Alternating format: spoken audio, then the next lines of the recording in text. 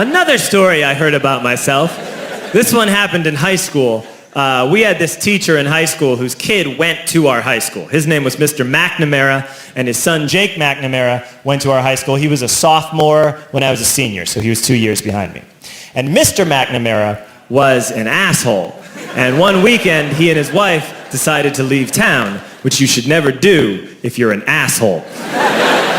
And Jake McNamara decided to throw a party at the teacher's house. Hooray! And everyone around town heard about it, and we all got up individually and thought, okay, let's go over there and destroy the place. I walked into this party, everyone I had ever met was there, and everyone was drinking like it was the end of the world.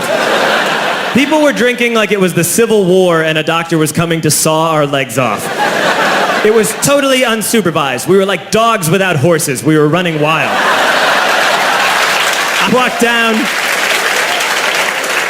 I walked down to the basement. They had a pool table in the basement. One dude took a running start and threw his body onto the pool table and broke it in half.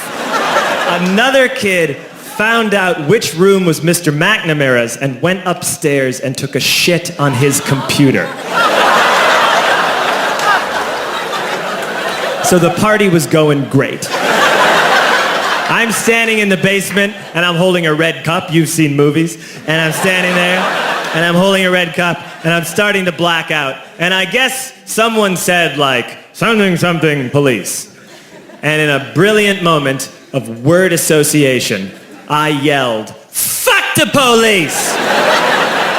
Fuck the police! And everyone else joined in.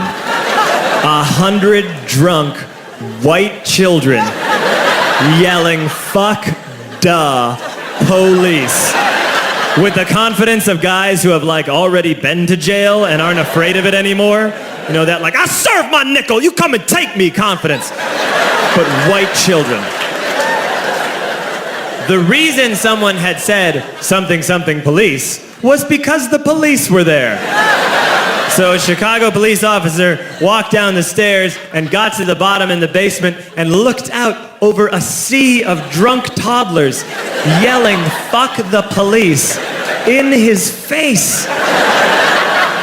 And he was almost impressed. He was like, wow. And then he leaned into his walkie-talkie and went, get the paddy wagon. And my friend John, who is now a father, this man now has a baby, he grabbed a 40, smashed it on the ground and yelled, scatter! And everyone ran in a different direction. We all ran in different directions. It was like that scene in Ratatouille when the humans come in the kitchen and all the rats go in different ways. We all ran in different directions. I ran into the laundry room and I jumped up on the washing machine and I crawled out through a window into the backyard and now I'm running through the backyard and there was this big chain link fence and I thought, I've never climbed a fence that high before. And then I woke up at home.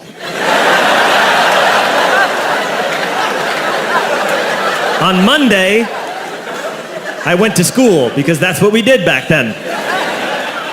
And I'm walking into the school building, and who do I see but Jake McNamara? And he says to me, hey, were you at my party on Saturday? And I said, no. You know, like a liar. And he said things got really out of hand. Someone broke the pool table. Someone took a shit on my dad's computer. But the worst thing, he says, the worst thing is that someone stole these old antique photos of my grandmother, and my parents are freaking out about it. And I had that thought that only blackout drunks and Steve Urkel can have.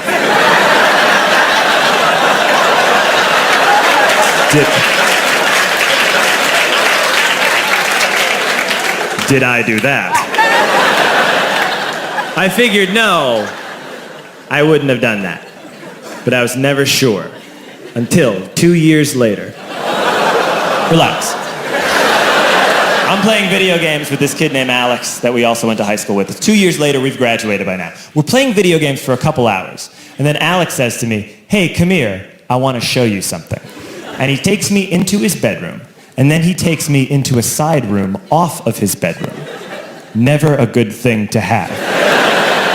And he shows me a tiny room that is covered wall to wall in stolen antique photos from different people's parties over the years.